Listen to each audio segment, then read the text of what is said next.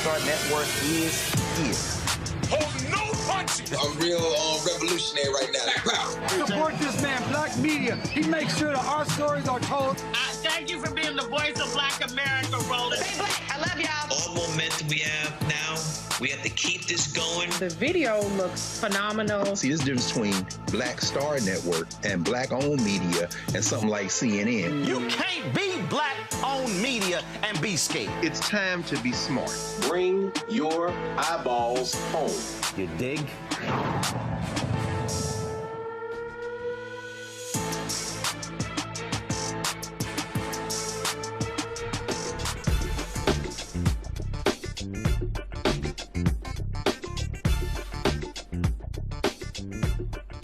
Hi, everybody. It's Thursday, April 23rd, 2026. And don't adjust that dial. I'm Tiffany Cross, sitting in for Roland Martin. And here's what's coming up on Roland Martin Unfiltered, streaming live on the Black Star Network.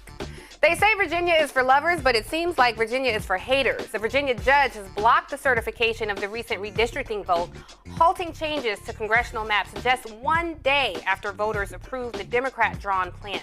Attorney General Jay Jones will join us to explain his plan to appeal. That's coming up at the top of the show. Democrat leader Hakeem Jeffries called out Republicans for failing to pass the bipartisan Department of Homeland Security bill, and a Black law student who was disciplined after making comments about Charlie Kirk's murder is suing, claiming her punishment betrays Kirk's legacy. Clever girl. We will continue to address domestic violence by exploring some issues that may contribute to tragedies, but also just getting into a conversation about therapy. Tonight, we'll identify stressors that could lead to really bad behavior or maybe even violent relationships. Black Star Network's Brittany Noble will also share her personal story of domestic abuse. And get your swipe card ready, because in tonight's Shop Black Star Network segment, what started as a college project is now introducing flavors from the South American country of Guyana. I do not want my waistline to know anything about that. Also, straight out of Chi-Town, Grammy Award-winning poet Jay Ivey will be in the studio to join me. It's Grammys on the Hill this week, so I thought I would bring in somebody from the Windy City. And finally, I got some thoughts about this year's annual White House Correspondents' Dinner. It's time to bring the funk on Roland Martin Unfiltered, streaming live on the Black Star Network. Let's go. He's got whatever the miss, he's on it. Whatever it is, he's got the scoop, the fact, the find. And when it breaks, he's right on time and it's rolling. Best believe he's knowing. Putting it down from sports to news to politics. With entertainment just for kicks, he's rolling. It's on go, y'all. It's Roland Martin, yeah. Rolling with Roland now. He's funk, he's fresh, he's real, the best, you know he's Roland Martin now.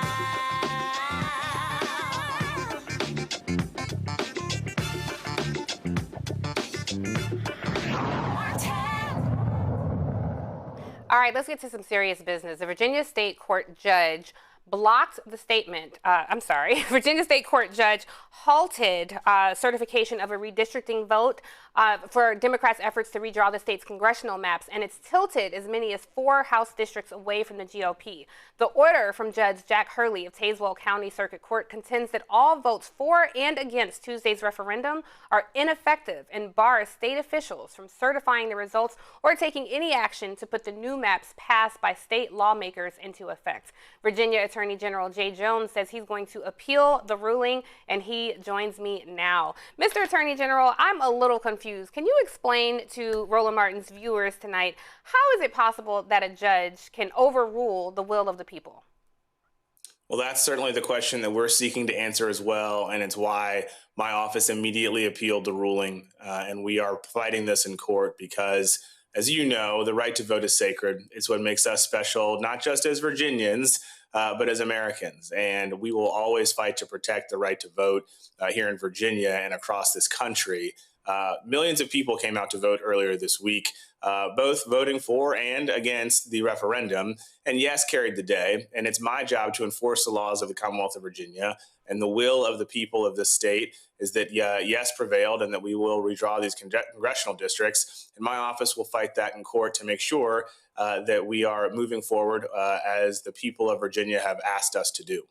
Now, what is the consequence if this judge is, hard-lined on this, and if there is another defeat? What is the consequence of when judges like this really try to overthrow what people voted for? Well, it certainly, I think, would undermine some faith in elections and in our institutions. But I'm really, proud of the fact that we moved quickly, got into court, appealed this, and my expectation is that the Supreme Court of Virginia will rule on this. There are several matters that they will be addressing next week, but I think at the end of the day, the will of the people here in the Commonwealth of Virginia, again, millions of people came out to vote over 45 days of early vote to demonstrate that they care about and want to participate in the civic process. And that's what we want from people here in this Commonwealth, but across the United States. And so, we want to make sure that people have their right to vote protected, that their voice matters, and that their vote will mean something. And that's what this is all about, whether it be sending folks to Washington to represent them in Congress, or for your school board elections, your circuit court, your city council elections, boards of supervisors, what have you.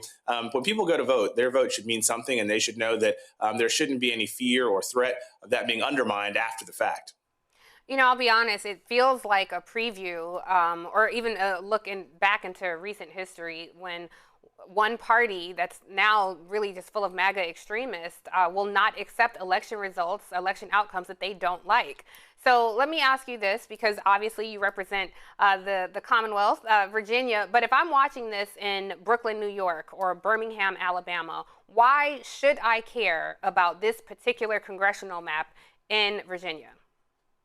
Well, we should care about every single congressional map across the country. And, look, Democrats have had significant success here in Virginia last year when we won our 3 statewide offices and expanded our majority in our House of Delegates, which was a tremendous and historic moment. But this is the moment when people are looking to see how they can make their voices heard and have an impact. And so making sure that they get out and vote is obviously one of the most important things. And, to have the right people in the positions to defend democracy, to make sure that our voices are protected, our freedoms are protected, is critically important. It's why this role as Attorney General was always so, pivotal for us from an electoral standpoint. And it's why going forward, we need more folks in AG seats who are going to make sure that they're going to protect the rule of law and protect people's voices and protect our democratic values. And that's democratic values with a little d, not a big D.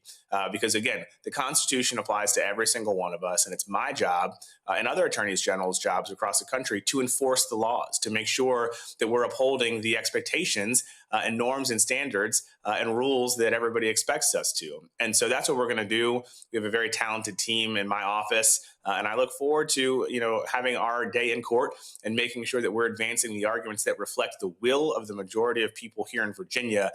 Because again, millions of people showed up, whether for or against, and yes, carried the day. And it's my job to make sure that we take that all the way to the end, because that's what the majority of people here in Virginia wanted. Yeah, and attorneys generals across the country certainly have an outsized power. I mean, if you look at what some of the attacks are on the DEI, they were led by some MAGA AGs across the country. So your role is certainly specifically very important when it comes to these types of cases. Can you walk me through the timeline here? I know you're going to appeal, but what specifically are the next steps? Where does this fight go next? Well, we have a hearing on Monday in front of the Supreme Court for challenges to this that predated the election, and the Supreme Court laid out a timeline. And so we are going to follow everything that they've asked us to do. I don't know what the timing is going to be on this current appeal. We have asked for the Supreme Court to move quickly and swiftly, and that's what we hope, because people here in Virginia deserve clarity and they deserve some resolution to this, because we have congressional primaries that are coming up here in the summer, and then we've got to get to November. And again, this is all about the right to vote. It's all about protecting people's fundamental and democratic ability to go and make their voices heard, to speak for their communities. And that's what Virginia did earlier this week. We had 85% turnout of what the gubernatorial race was last year in an April referendum, which I think speaks volumes to Virginia's civic engagement and the people here in the Commonwealth's commitment to participating in the process, which was fantastic. But we also want to make sure that our elections can continue to go forward. The referendum happened, and now it's my job and my office's duty to uphold the will of the people of the Commonwealth of Virginia as yes prevailed, and we'll move forward and we'll fight vigorously to do that in court when the Supreme Court when they hear it, they'll make a decision. Yeah, and I certainly don't have to tell you the political power Virginia has, being somewhat of a swing state on the electoral map across the country. I want to bring in my panel. We have Winkuni Siant. She's the co-founder of Politicking, and Dr. Greg Carr from Howard University's Department of Afro-American Studies, both from the nation's capital right here in D.C. Dr. Carr, did you have a question for the Attorney General? Thank you, Tiffany. Good to see you. Good to see you. Thank you. Yeah, indeed. Thank you, Brother General. It's good to see you too, brother. Let me ask you a quick question. We know that Chip Hurley has been trying to put his finger in this thing since earlier in the year. So you say now that the Virginia Supreme Court is going to rule on the underlying legal issues? Because if memory serves me correctly, he was saying earlier this year that the legislature didn't abide by the procedure of having this on the ballot 3 months ahead of the election. And he seems to be a known quality out there in Southwest Virginia, a Republican appointee. But are they going to rule on all of this? Is that you have kind of taken it as a package deal? So it's a great question, and they have not consolidated the cases yet. So what is coming on Monday is something from a challenge from a little earlier this year. My hope is that we can get this resolved quickly. We have appealed yesterday's ruling immediately to the Court of Appeals, which is the intermediate court between the Supreme Court of Virginia and the Circuit Court, where Judge Hurley sits. And it's my expectation that this will all end up at the Supreme Court of Virginia. But we are going to vigorously argue our case in front of them, and the timeline is really left up to the Supreme Court. So when we know more, you will know more. But on Monday, we'll have oral arguments for the case as it stood before the referendum happened just a couple of days ago. Winkuni, did you have a question? I do. Thank you, Tiffany. Attorney General Jones, if the courts ultimately do strike this down, what's your plan to still pursue fair representation for Virginians? Well, first, we've got to make sure that we fight vigorously to make sure that the election will stand up and that things will continue to go forward. As I said, millions of people came out to vote earlier this week, and that's really special. Here in Virginia, we take our responsibility to go vote very seriously. We've seen that happen, obviously, over the course of many years, and this was no different. And so we will fight in court. We will make sure that we are advancing all of the arguments that are necessary to validate the people's voices. And again, people came out and voted no this week. People also came out and voted yes, and more people voted yes than no. And my job is to enforce the laws of the Commonwealth of Virginia. And as the laws say, this election stands and things go forward, and we're going to support that. And we're going to work hard to make sure that this result continues to carry forward. I want to piggyback off that question because the judge is essentially saying that Democrats proposed a constitutional amendment to redraw the state's maps. The state's congressional districts failed to comply with procedural requirements under the state law. I'm just curious if you can give us a preview. What say you to his assertion that this wasn't legal? Well, look, I'll say this. An activist judge from one county in Virginia should not be able to overturn the will of millions of people here in the Commonwealth of Virginia. We have elections for a reason, and we believe in the democratic process. And it's my commitment to make sure that we'll fight for this result, for this outcome, because that's exactly what the people of Virginia did. There were robust and vigorous campaigns on both sides to share their message about why you should or should not support the amendment that was presented to the people of Virginia. And yes won the day. And that's going to carry, and we're going to make sure that we take that all the way until the end. My office is going to fight in court vigorously to make sure that this holds up. And I really do believe that this is exactly why we have elections here in this Commonwealth and in this country, so that we can make our voices heard. This was put to the people of Virginia after passing the General Assembly twice, and everybody had a chance to come out. This was not a closed election. This was not a closed primary. This was a statewide referendum. 45 days of early vote, every means available to people. Certainly, we had a lot of television ads, a lot of mail, some of the misleading mailers, some misleading television ads, millions of dollars spent. And so this is certainly an exercise where everybody had a chance to come and make their voices heard. And I urged everybody to get out and vote because it was really important. And now we've seen the result, and now we got to carry that forward. Well, this will no doubt become a national referendum. It already has in many ways. And so very wise, Mr. Attorney General, to come on Roland Martin Unfiltered. Often there are more eyes here than there are on some of those cable news outlets. So we certainly appreciate you taking the time on what is sure to be a busy next few days. And we'll definitely be monitoring what happens on Monday. Godspeed to you on those arguments. And we would love to have you back on Roland Martin Unfiltered very soon. We're going to take a quick break and we'll be right back.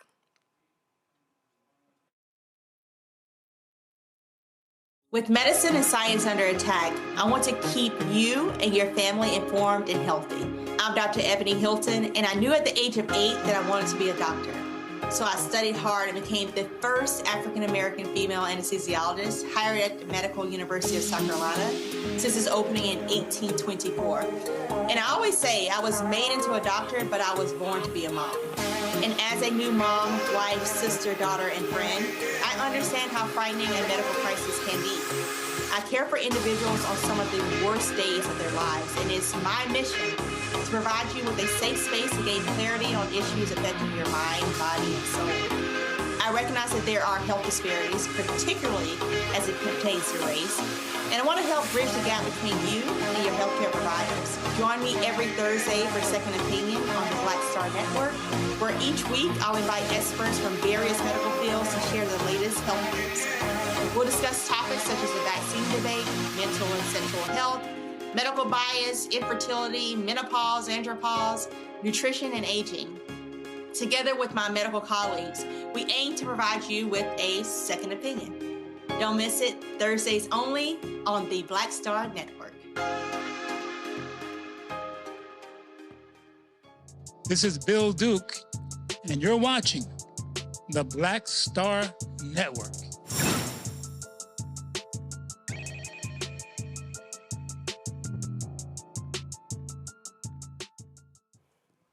All right, sticking with politics, House Democratic leader Hakeem Jeffries is reminding the American people that while Republicans celebrate legislation detrimental to them, Democrats are dedicated to reducing the high cost of living. Take a listen. Republicans have made clear that their priority is to continue to fund ICE and the violent Trump mass deportation machine, as opposed to making life better for the American people. Funding for the Department of Homeland Security runs out at the end of this month, and is a bipartisan bill that would fund DHS other than ICE and the violent mass deportation machine that was sent over by the Senate to the House weeks ago. Every single senator, every Democrat, and every Republican supports the bipartisan DHS funding bill that House Republicans have refused to take up because they want to continue to jam their extreme ideology down the throats of the American people. Republicans have spent the last few weeks celebrating themselves with silly resolutions on the House floor, congratulating themselves on bills that they have passed which have actually done damage to the American people, including rural America. It's extraordinary. But no wonder the American people have concluded that Donald Trump and Republicans have failed on the economy, and that it's Democrats who are the ones who are actually focused on driving down the high cost of living, making America an affordable place to live, and improving the quality of life of everyday Americans.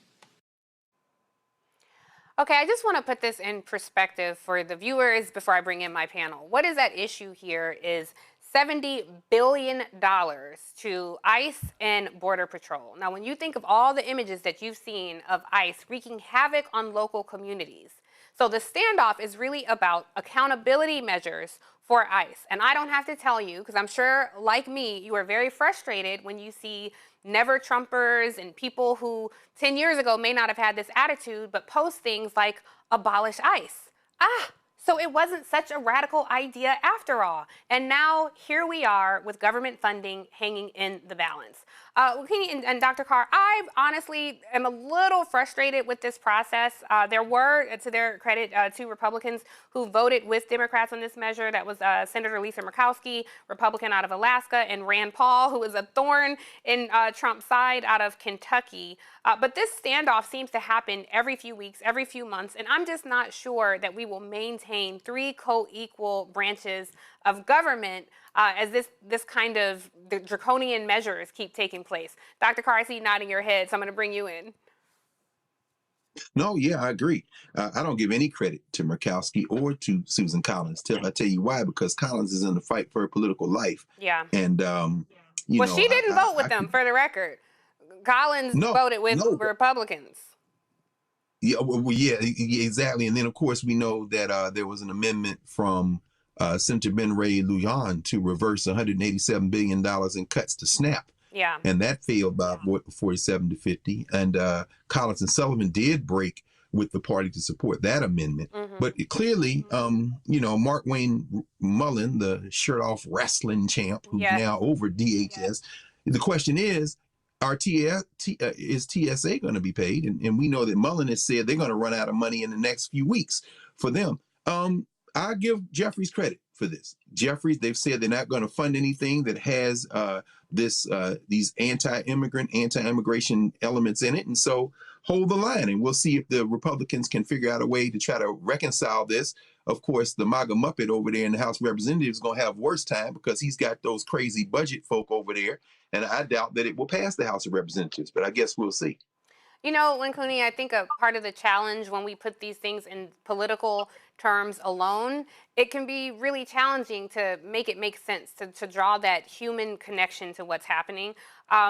32 people died in ICE custody last year, making it the deadliest year in more than 2 decades. ICE was holding nearly 70,000 people in mid-December. Nearly 75% of them had no criminal convictions. Immigration lawyers and lawmakers have reported unsanitary conditions, inadequate food, poor medical care. We've seen so many reports about children being abused at these institutions, but also just holding children where food is rationed, they're undernourished. Mothers have reported not having basic things like diaper cream. So where is the self-described pro-life party when it comes to care about children? So I think when you put these things in a very humane perspective for people, I think at least a portion of society might be a little outraged and better understand what's at risk here. But just curious your take on all of this and how much confidence do you have in Democrats being able to hold the line here? I don't have a lot of confidence in politics these days, Tiffany, unfortunately, because we've seen too many betrayals at the hands of our so-called elected officials. But what I will say, to your point, the pro-life party is the pro-white evangelical party, and I want to be clear on that. That's what the Republican Party has continued to stand for, and so it's not shocking that they continue to stand for that now. And as a Haitian American, I'm outraged and I'm disgusted, and it's a continual abuse of power in this country. And of course, people with logic are going to say, hey, we can't continue to fund this Ku Klux Klan militia, right? That's going under the guise of ICE.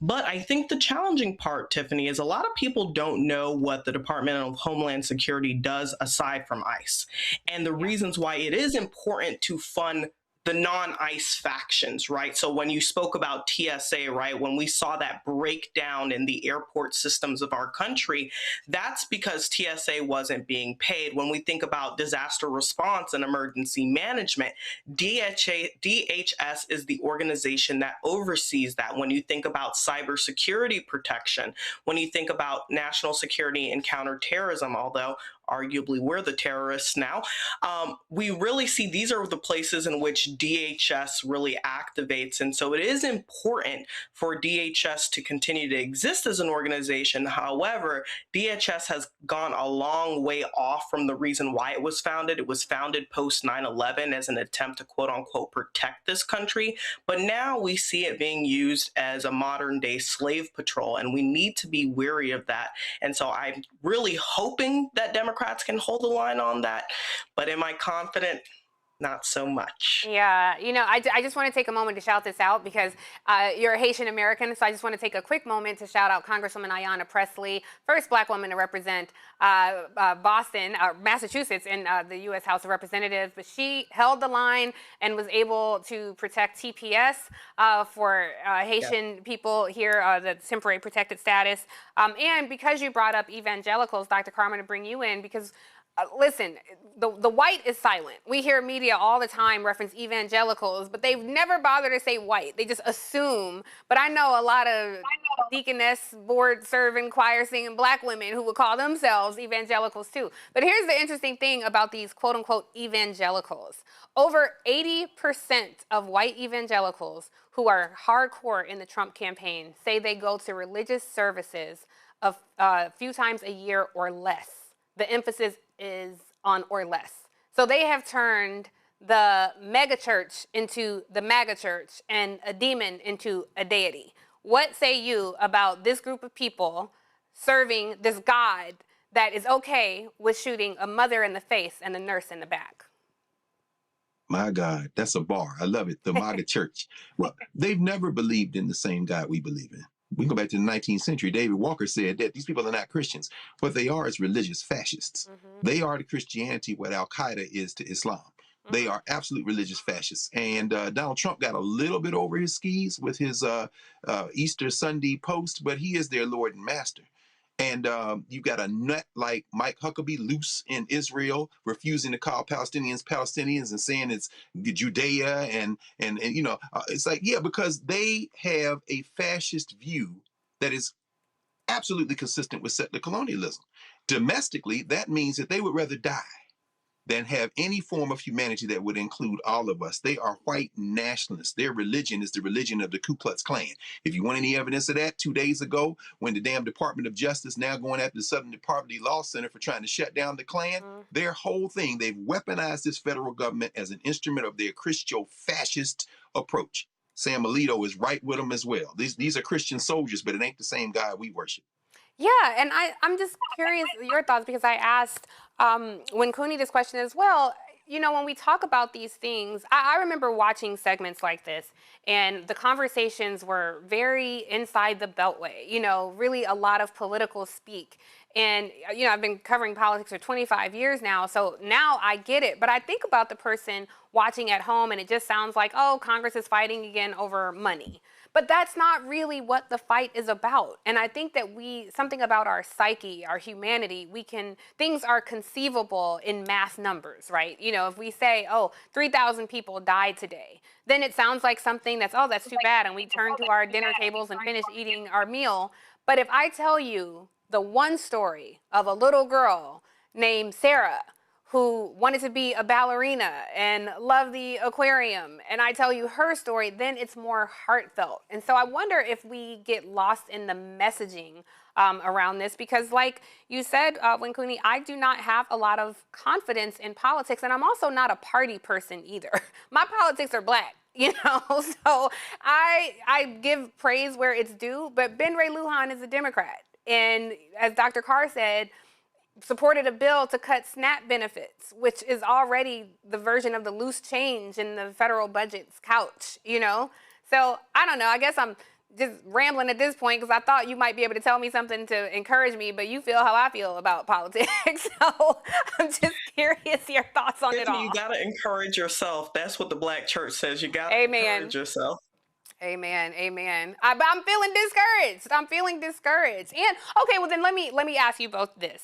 And maybe somebody out there feels like me, so maybe your words will give some encouragement there. We see democracy crumbling before our eyes. And I am concerned about that because the folks who look like us will be hurt first and will be harmed the worst.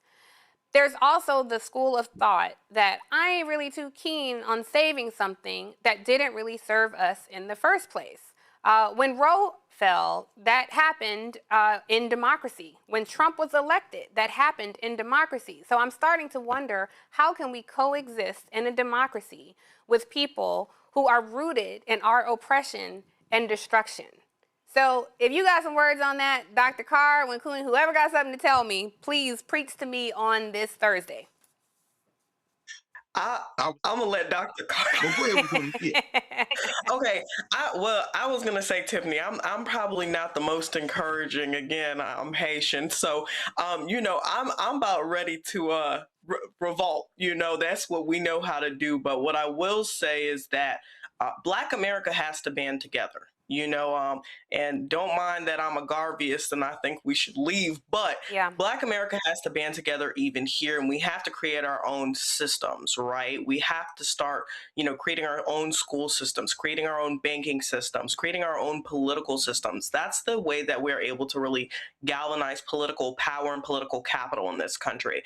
What we need to see is more Black and brown people coming out to vote, because that's when people start to pay attention to the things that are coming out of our mouths. So we have to not only go out at the polls and vote, we have to continue to boycott and support Black businesses. Everyone knows that in America, money is the way that people like to be talked to. So we have to make sure that we're actualizing not only our political capital, but our financial capital. And lastly is our social capital. So once we're starting to wield these things in tandem, I think the Black community will have a way better leg to stand on. But right now, unfortunately, a lot of Black America is still too fixated on Western ideals to really recognize the type of warfare that's being launched against us. So I think it's really important, if I leave people with three things today, is actualize your political capital, your financial capital, and your social capital, and bond together to make sure that we have a leg to stand on. I'm so happy you said that, because I don't want anyone to mistake my frustration or my message to say that we shouldn't vote. We have to fight on every front. But I just want us to tap into our imagination and try to think about what a democracy would look like if we were its architect. We don't want to resort back to what was. We want to build what could be together. Dr. Carr, give me some words of wisdom in your wise way that you do, and your wise way that keeps me from ever calling you Greg, Dr. Carr. Yeah, you're going to call me Greg tonight. I think it'll happen tonight in a minute. But my friend, already know. I mean, I agree with what you said. I mean, first of all, Haiti is still free. They had a hell of a constitution put in place after they sold Toussaint out the French and killed him, and Dessalines come along, and they had that 1805 constitution that declared everybody who's going to stay here is going to be politically Black. It never got put in place because they kept interfering with Haiti. But here we are over 200 years later, and Haiti fights on. What's the lesson in that? I think there are two lessons. Number one, all empires fall, and it's usually through overreach. Mm-hmm. The ancient Egyptians, you go to the New Kingdom, it was overreach that caused them to be invaded. China, overreach. It's always overreach. We're at that stage now with the United States, and I'm for one and thrilled. I'm excited about that. Our people were trafficked. I could give a damn about the United States, democracy, any of it. The other lesson is when these empires fall and disintegrate, and we get this lesson from China. 4,000 years plus they've been going, but there have been moments of political instability that lasted centuries. What kept them together was the local. So I couldn't stress and echo what you said, Wakuni, more. When the thing falls apart, it will be your local relationships which allow you to endure and build what's coming next. And finally, I agree with you, sis, in terms of Garveyite, our solidarity must be international. Iran right now is winning the information war. People are calling it propaganda, but these Lego videos are causing people to understand this is a moral battle that transcends nation-state lines. The American Negro is only doomed if we decide to confine our solidarity to the four corners of this country. These people don't give a damn about the United States. Elon Musk, the Trump crime family, Steve Witkoff, the crypto king, Trump's son-in-law with the dead man suit, Jared Kushner, they're making deals without regard to the nation state. Meanwhile, they want us to sit in the four corners of this country. No, this is a moment as this empire falls for us to go out globally and see who are our allies and then locally organize for what comes next. It's an exciting time. I couldn't be more excited about what's going on now because we're at the end. I didn't think I was going to live to see it, but now here we are. It's a beautiful thing as far as I'm concerned.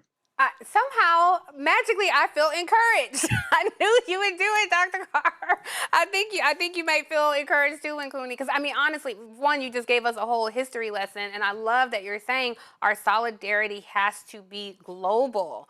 we're seeing right now is a shift in global powers. We're seeing the rise of the global South. And I agree with you. I think the days of the West being the sole superpower on the global stage are quickly ending. And the rest of the globe sees that. But I think we're so insulated, to Winkuni's point, in American ideals that we can't see that. I do want to caution folks, though, when we say, I understand you're a Garveyite, but when we say let's leave, we have to consider that less than 10% of Black people have passports, have the ability to leave. You think about people who have kids in school or aging parents and some of the financial barriers of leaving. But I do think that we should explore those options as well. I'm not so beholden to this place, but I definitely get the idea that we can't flee what our ancestors fought and died for. So we could have this conversation for many, many days and have really great exchange here. So I thank you both for that.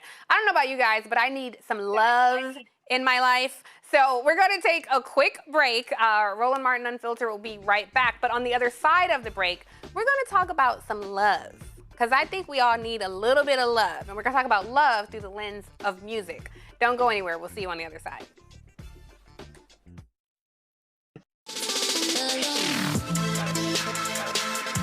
Hey y'all, welcome to The Other Side of Change, only on the Black Star Network and hosted by myself, Bria Baker, and my good sis, Jamira Burley.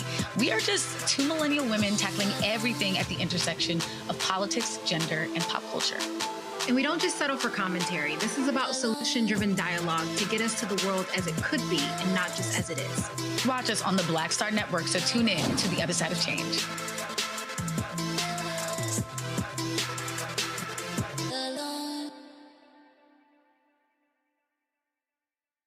Pull up a chair, take your seat. The Black Tape with me, Dr. Greg Carr, here on the Black Star Network. Every week, we'll take a deeper dive into the world we're living in. Join the conversation only on the Black Star Network. I'm Brittany Noble, Midwest-born, HBCU educated with experience in newsrooms across the country. Well, I've teamed up with Roland Martin to bring to you The Breakdown. This isn't just news. It's our stories, our voice, our community. Join me for The Breakdown, Monday through Friday at midday, only on the Black Star Network. With medicine and science under attack, I want to keep you and your family informed and healthy. I'm Dr. Ebony Hilton, and I knew at the age of 8 that I wanted to be a doctor.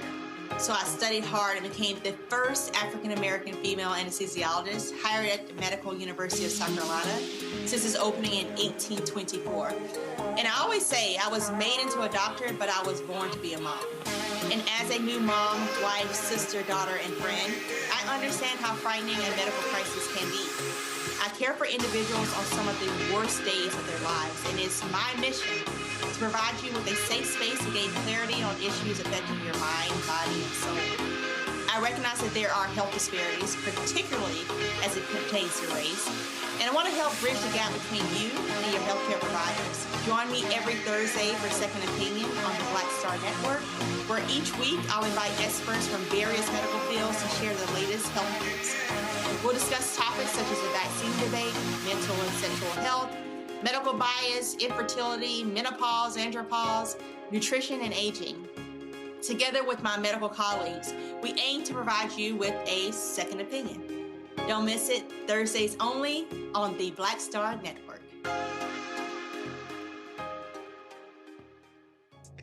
What's happening? This is your man, Motown recording artist Kim. You are watching the Black Star Network.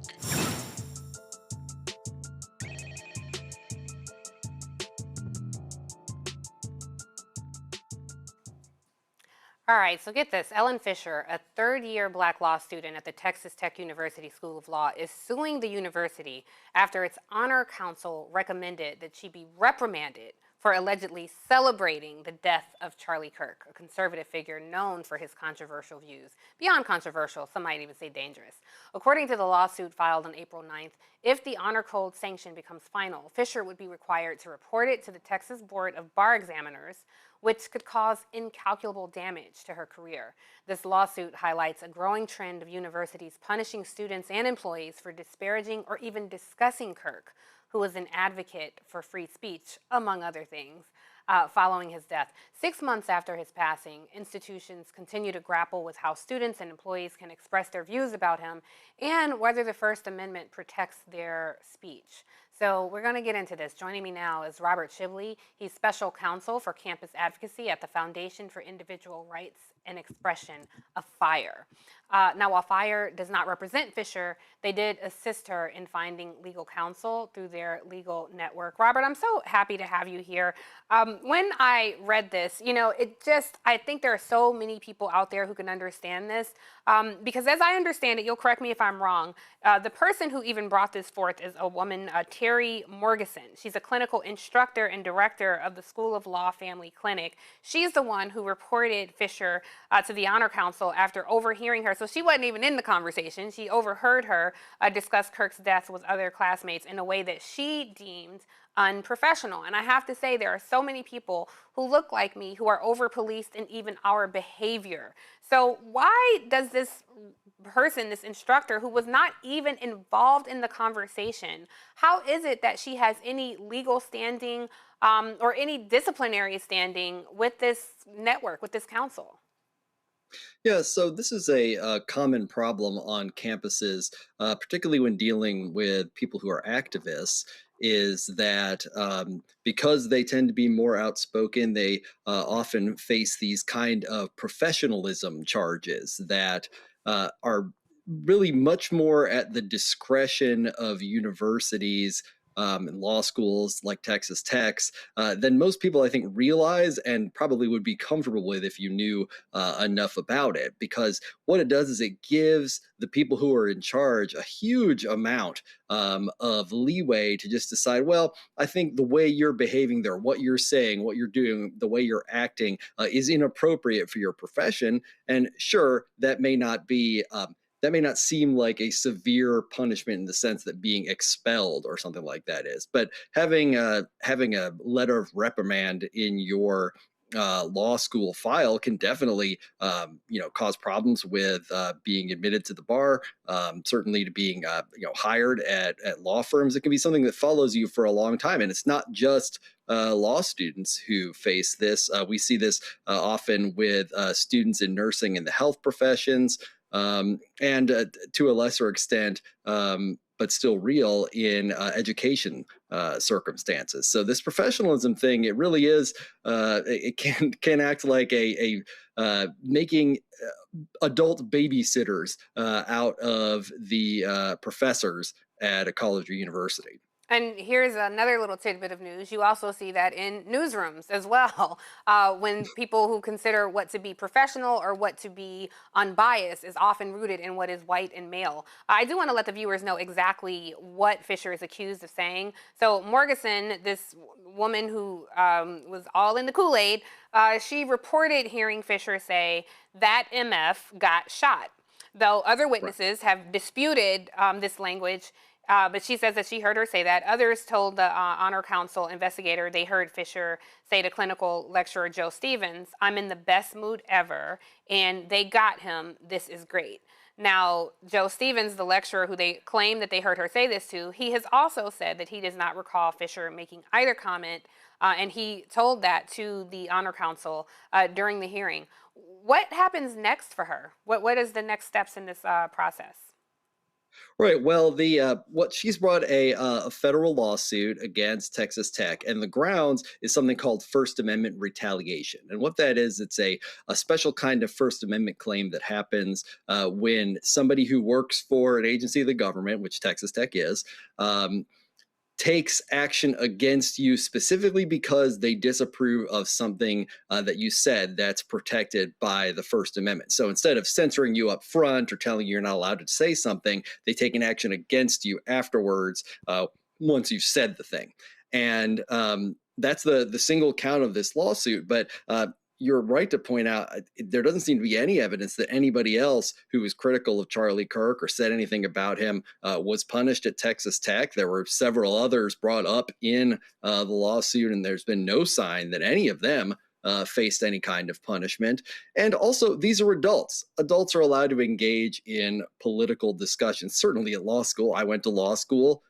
lots of people have. We all know that political discussions take place among people who are lawyers and who want to be lawyers. There's nothing unusual about people having strong feelings and be able to express them. It doesn't mean that you're not qualified to be an attorney. And that's essentially what they're saying here, is that you're not professional enough to even be an attorney. And that just simply isn't something you can determine from somebody's, a few comments that somebody allegedly made and that people disagree about whether they even said. Right. I mean, I didn't go to law school, but I've watched for years Law & Order, SVU, and Criminal Intent, so I consider myself an officer of the court as well. I am just curious. We all learned a lot from that. Didn't we though? Didn't we though? And I'll date myself and say I also watched a lot of LA Law, so I got it all up here. Oh, there you go, yeah. But I think, when we look at this, even from a layperson's perspective like mine, there were other things that happened to Fisher. While this investigation was going on, someone wrote the N-word on Fisher's car while it was parked at Texas Tech. So, there's reason to be concerned about her physical person, her physical safety. And she says when she reported it to the school, she was told it was irrelevant to the complaint. So just to, put this in context, there have been comments, negative comments about then President Obama on college campuses. Even when you would see Charlie Kirk go to some of these campuses, the comments he himself would make. And then there was this effort of Turning Point to go on HBCU campuses, and they called it trying to engage in debate when it was really gaslighting and harassment. And so I do wonder, where do we draw the line on the First Amendment and free speech issues? I mean, it certainly sounds like what happened here is a free speech issue. I just wonder if I'm at an HBCU and somebody is provoking me and saying, in things to me that invoke anger. I don't know. I'm just trying to challenge myself to think, well, is that too then their right to free speech? Well, it is, and it's also the right of people to respond. I mean, that's what we expect if we're going to have a democratic society where everybody gets a say and where everybody's beliefs actually matter. They have to feel free to say them.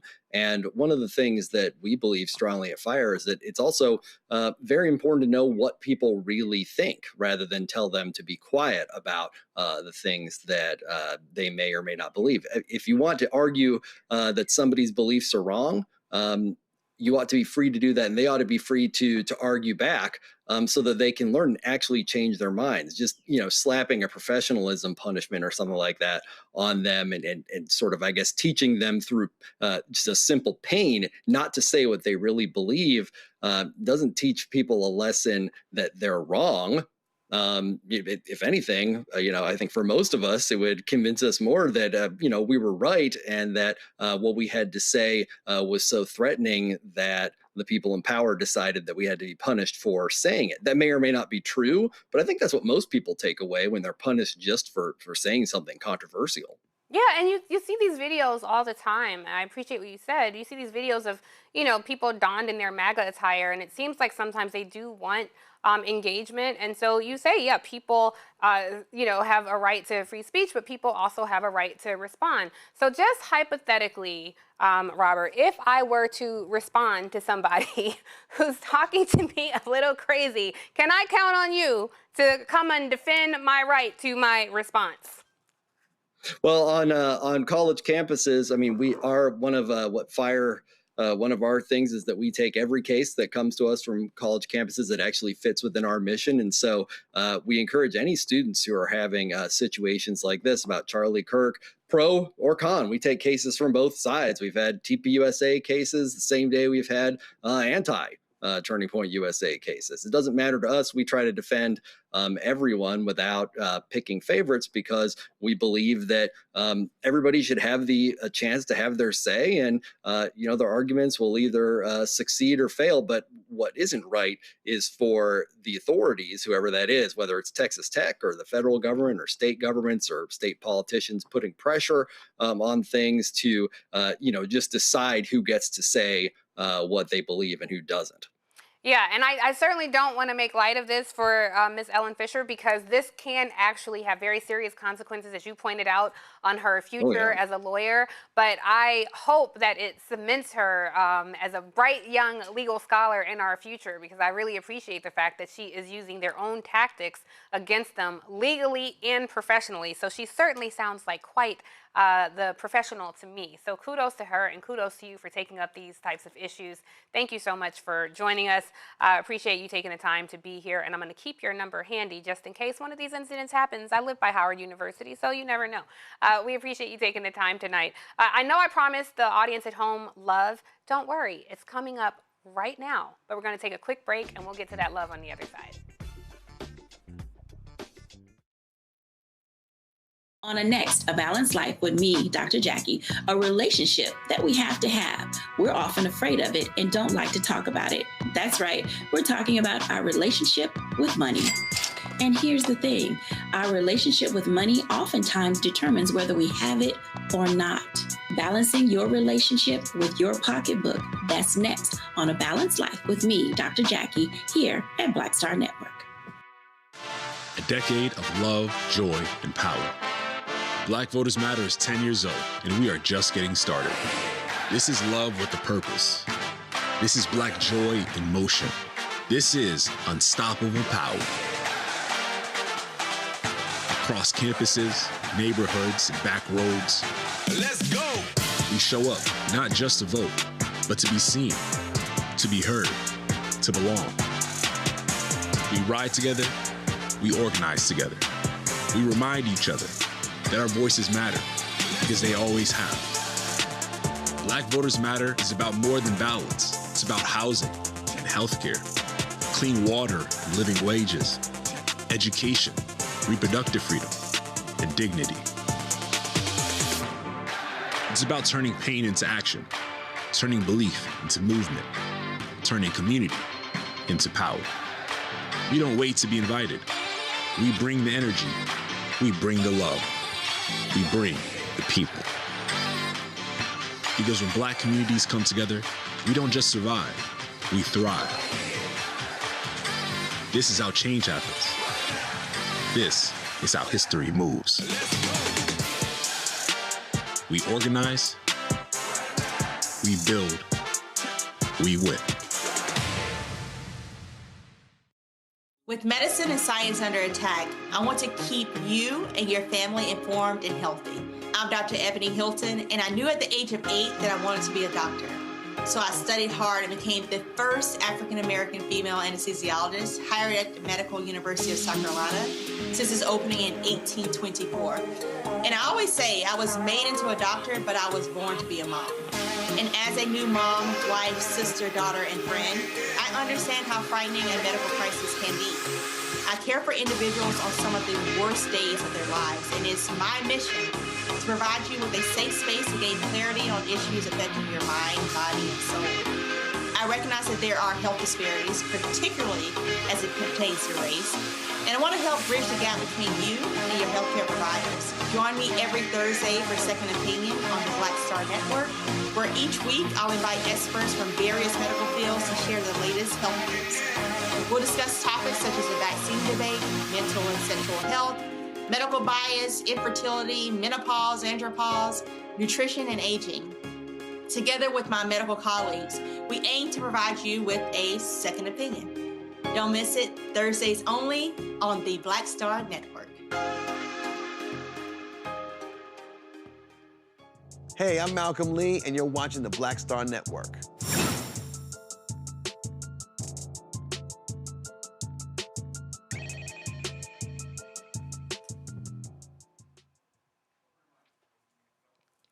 All right, I'm so excited because joining me now is Grammy Award-winning poet and spoken word artist Jay Ivey. And why might Mr. Jay Ivey be here straight out of the Chi? Yes. Because it is Grammy on the Hill this week. Yes. Grammys on the Hill? Grammys on the Hill. Grammys on the Hill this week. Yeah. And you are in town. I'm so excited about it.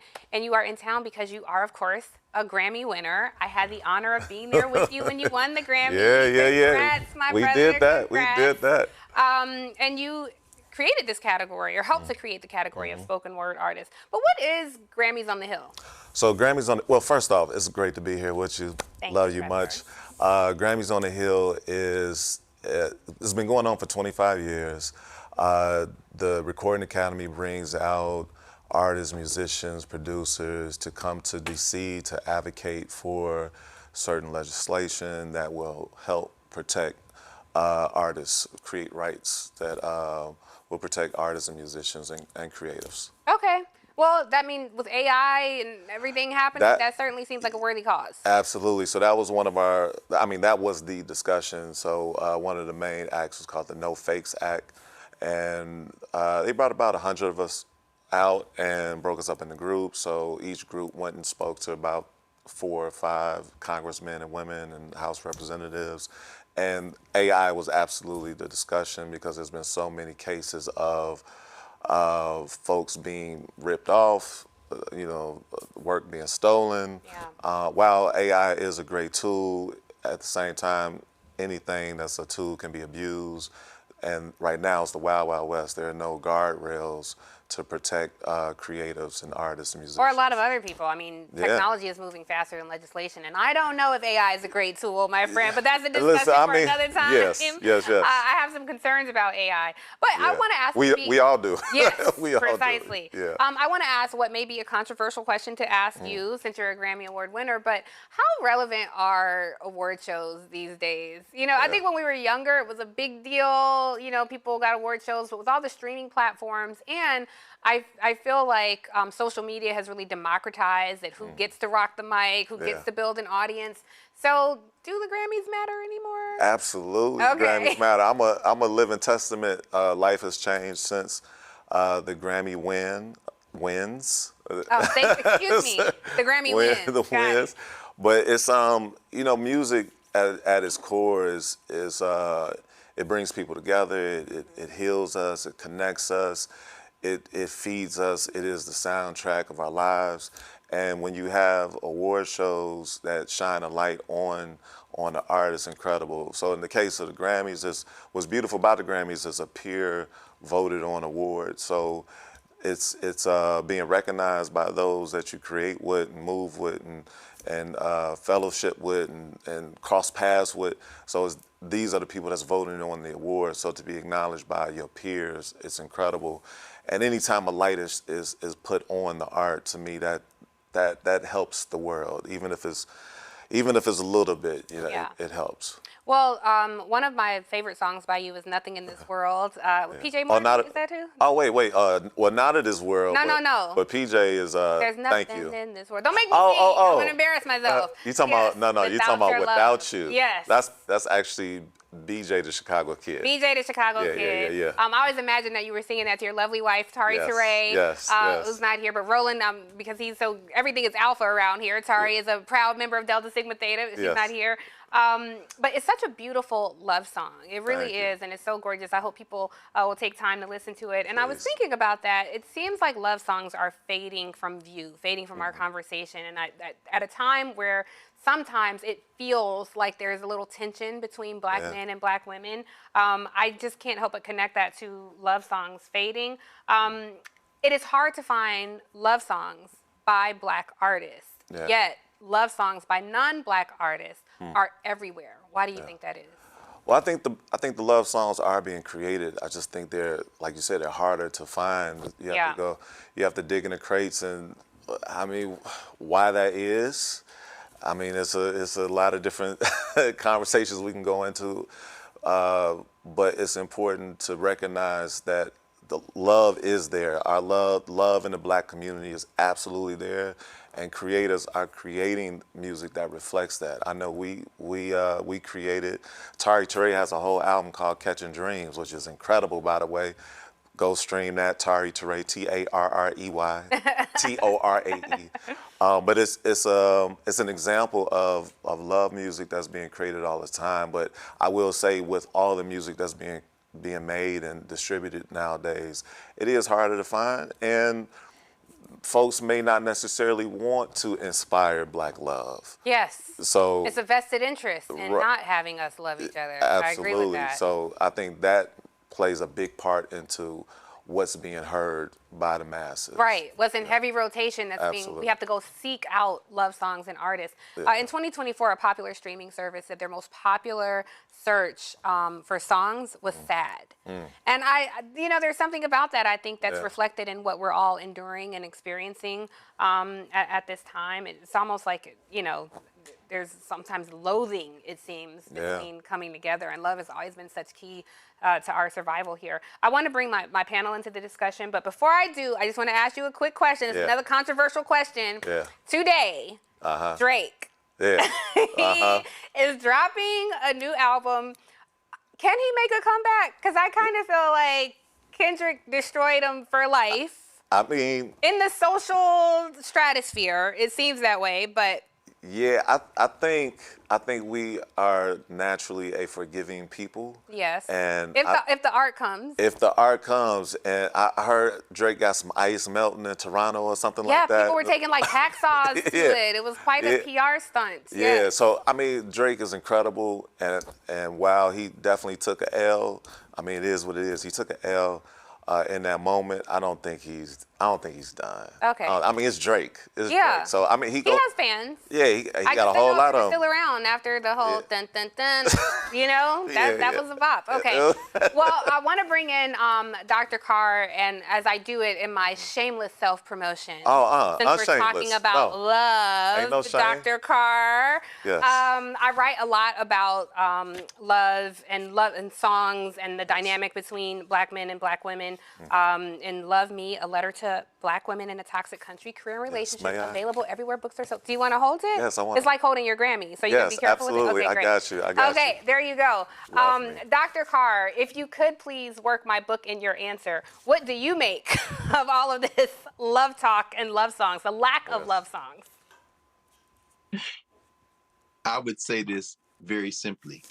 In addition to look out for the conversation with Tiffany Cross on her new book, Love Me, on not only Michael Harriot's platform and Contraband Camp, where Tiffany is working with him, but also on the Black Table, because we're going to have a conversation there and work that in as she's doing her national book tour.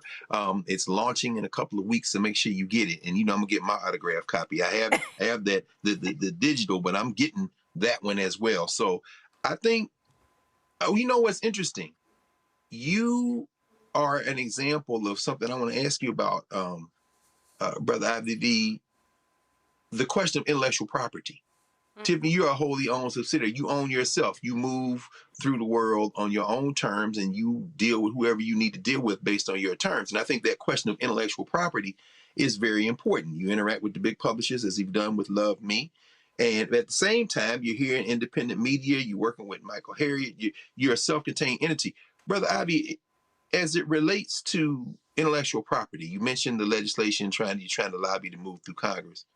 We know that AI is an uncharted territory, and it makes me think about something that the jazz critic Gary Giddens once said about Sonny Rollins.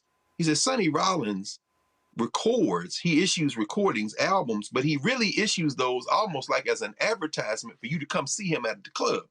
Black folk have been fighting intellectual property issues in entertainment for years. Bessie Smith made Columbia Records rich, but she didn't get the money off the record. She got the money off the live performances like Ma Rainey did and so many others. You're a performance poet. Could you talk to us a little bit about how the revenue streams from your live performances differ from the revenue streams coming from the pennies on the dollar you might get from a recording, from a material unit that these folks have figured out ways to basically almost shut you out of? Is AI able to reach into your live performances at this stage? And are you worried about competing one day with a hologram Tupac? Because I know Tiffany Cross ain't never going to have to compete with a hologram Maya Angelou. But I'm just wondering, what's the difference between the live performances and the units that you move? And how could AI maybe disrupt one, but maybe you're insulated a little bit in the other category? Good question. Yeah, well, I mean, it's a steady fight. To be an artist is, you have to really be dedicated to this life, and AI is making it a little bit more difficult. It was already difficult with streams. Streams, you get paid 0.000 one per stream for every stream. So it makes it difficult to recoup money from that stream of revenue. So there are the live shows that you depend on, and speaking engagements and licensing your music. You look for other ways to bring in that money while this unfair system is being managed or unmanaged until it's figured out. You know, we just go keep fighting to make sure that the right legislation comes into play. So there are artists who are dedicating their lives, their souls, their arts, their money, resources, time to creating music is honored, and folk can make a decent living off what they create. That is an interesting concept, though, Dr. Carr, about, I didn't think about the element of live performance. Like, could you see a hologram J. Ivy 20 years from now, doing something, and how that impacts artists and their revenue stream? Yeah, like for me, I don't want our humanity to be lost. Like, art is a reflection of who we are, and I don't want us to get lost in this artificial or unreal world where we lose that human connection. Yeah. When Cooney, we've been talking about love songs. I don't know how often you hear love songs. I don't know what the ballads are these days, but it feels like they're lacking. Is that your experience in the genre? You're muted. I don't think we can hear you. Sorry, I was saying I do think we need to bring back begging, because that's a lost art. Yeah. And I think, very few R&B soulsters have been able to really archive that in a way that's meaningful. But what I will say, though, is one thing that I really appreciate about Jay is the fact that you are making love songs for Black people, right? And I think these last 2 weeks have been dark, let's be honest, for Black people, for Black women, for Black men. And there's so much discourse about, killing each other, unfortunately. And I think love has to be injected back into the conversation. And I think what you do as an artist, Jay, is remind people that Black men do love Black women and vice versa, right? And I think we need to continue to carve out spaces for that. So I just thank you for creating and providing those spaces, because I think sometimes it can be demoralizing when we continue to watch the news and we're feeding ourselves with that rhetoric, right? That's negative and that says that Black women and Black men hate each other, but that we know that that's not the case. And so, I appreciate that you're paying homage to that in your records. Absolutely. Oh, thank you for that. I'm a strong believer in love. I'm married to an incredible, beautiful Black woman from the south side of Chicago. I was raised by beautiful Black women, beautiful parents and grandparents, and I just come from that. I believe in love. I love that you have love in your title. I love love, and again, I do think the music is there. I just went to Floetry's concert last night, which was absolutely incredible. Shout out to the flow assist and the songstress, and Raheem Devon and Tidra Moses. It was love being sung about all night. That's beautiful. Poetry. So it's there. We just have to go find that we're plugging into the right sources. Well, you are one of the right sources, so you. we cannot thank you enough for giving us beautiful ballads. The Beautiful Journey, a song you have with Dion Cole, one of my favorites. And we know him as John Legend only because you gave John Legend his name. Jay Ivy is the one who named John Legend. So you get to hang with all the cool kids, but I'll be sitting here working, Jay. But thank you so much for coming by. We really appreciate it. And please check out Jay Ivy's collection of beautiful music. It stays in heavy rotation at my house, and grateful to you for spending some time with us on this Thursday evening. You're watching Roland Martin Unfiltered on the Black Star Network. We'll be right back.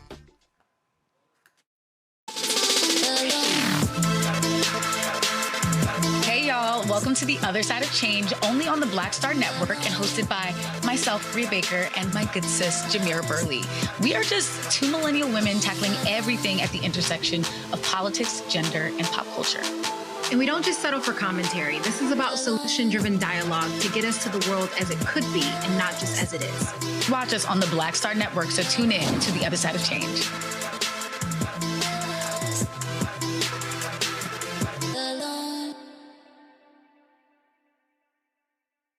I'm Brittany Noble, Midwest-born, HBCU educated with experience in newsrooms across the country. Well, I've teamed up with Roland Martin to bring to you The Breakdown. This isn't just news. It's our stories, our voice, our community. Join me for The Breakdown, Monday through Friday at midday, only on the Black Star Network. With medicine and science under attack, I want to keep you and your family informed and healthy. I'm Dr. Ebony Hilton, and I knew at the age of 8 that I wanted to be a doctor. So I studied hard and became the first African-American female anesthesiologist hired at the Medical University of South Carolina since its opening in 1824. And I always say I was made into a doctor, but I was born to be a mom. And as a new mom, wife, sister, daughter, and friend, I understand how frightening a medical crisis can be. I care for individuals on some of the worst days of their lives, and it's my mission to provide you with a safe space to gain clarity on issues affecting your mind, body, and soul. I recognize that there are health disparities, particularly as it pertains to race, and I want to help bridge the gap between you and your healthcare providers. Join me every Thursday for Second Opinion on the Black Star Network, where each week I'll invite experts from various medical fields to share the latest health news. We'll discuss topics such as the vaccine debate, mental and sexual health, medical bias, infertility, menopause, andropause, nutrition, and aging. Together with my medical colleagues, we aim to provide you with a second opinion. Don't miss it, Thursdays only on the Black Star Network.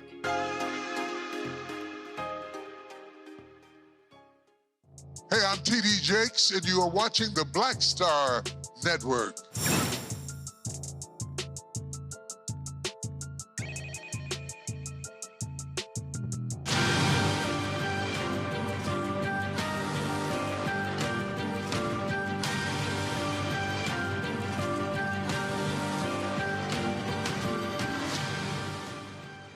All right, in recent weeks, we have witnessed far too many Black women losing their lives at the hands of men who claim to love them.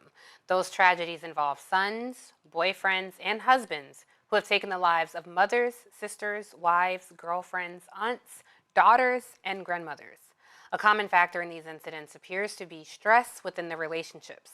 So tonight, we are joined by Dr. Tori Proto-Wiley, a licensed professional counselor who will help us examine how to address these issues healthily. And we're going to start off with Brittany Noble, host of the Black Star Network's The Breakdown.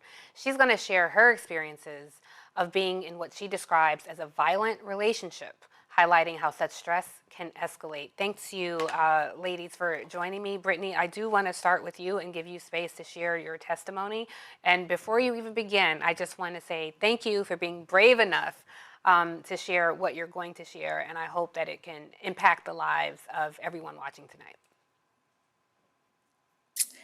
Tiffany, I appreciate that because it is very scary and I am very deep in this, but it's something that's very near and dear to my heart. And I feel like my son and I have a story that we can share. And we hope that by us sharing our experience that it helps other people, even if just one other person. But it was very difficult. You know, I'm the host of The Breakdown. And so covering cases of domestic violence was extremely difficult this week, especially when I found myself in family court myself. Domestic violence is very real. And, you know, people that have watched me and followed me over the years and have seen my social media have probably wondered what in the world happened. I mean, here is somebody who, you know, was in love and had been in a romantic relation for many years and then got married, and it was very public. More than 1,000 people, you know, were at my wedding. And it's like, well, how did we get here? You know, what could have been happening that could have led you to this situation? And, you know, I think about growing up and what I considered love. And a lot of times, you know, pain was love. And it was okay if somebody talked down to me, right? It was okay if somebody made fun of me. It was okay if somebody even hit me. You know, I would easily forgive it. And I felt like that was love. And the next thing I know, I'm in an abusive situation. So Brittany, let me ask you, because you're saying like all of this collection of things, but what was a specific incident that happened in what you're describing as an abusive relationship? Did it start out as an insult? Did it get physical? Like, walk us through the first time you remember feeling like, oh, maybe this isn't healthy, or maybe this isn't right, or this feels abusive. You know what? I will be very, very honest and frank with you and get straight to the. They say that it takes women, or it takes people more than 7 times to get out of an abusive relationship. And it took me far many more times than that. And I understand that that's the norm. How did it start? I've experienced, it started off as, just making fun of, and then it truly escalates. And yes, I've experienced all different forms of domestic violence, from insults and put downs to physical violence to legal abuse. So what was the first time it got, so it can start out as ribbing, where it's an insult, but your spirit felt like, oh, this doesn't feel good. What was the first time it got physical? What happened the very first time that you were physically assaulted?